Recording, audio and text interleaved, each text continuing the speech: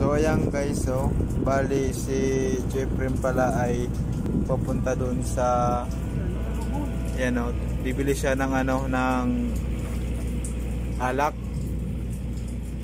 So ayan o. Ngayon, maglalangoy siya dyan kasi wala dito bangka. May nagsunod patay.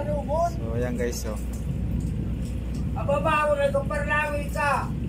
so bali kung ano, kung bibili dito, kung bibili dito guys, kailangan mong languyin niya punta doon. So may distansya rin siya pag lalanguyin siya dito. Kasi ngayon guys ay pahited na rin. Kaya dito medyo nagtaas na yung tubig. Ayan guys, so anyas Jeffrey, medyo maliliit na siya. Kailangan yung ano niya, yung damit niya ay nakataas lang kasi mabasa yun. Ano, saka bibili siya ng alak, eh, kailangan may suot siyang damit.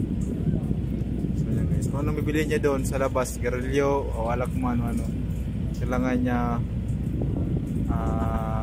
lumangoy dyan mula dito guys, ano, mula dito papunta doon. Ayan o. Wag kong nagdarang let's pray. So sa tingin ko guys, abutin siya ng yung mga Guys, tanga yung maglangon ko lang. mga 8 minutes bago siya dun parating sa ano, tabi ng dagat. Ayan o.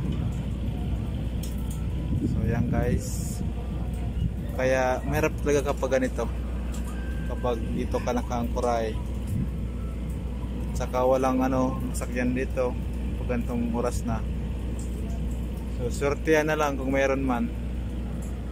So yan guys, lalangoyin niya dyan para makabili siya dyan. Ayan o.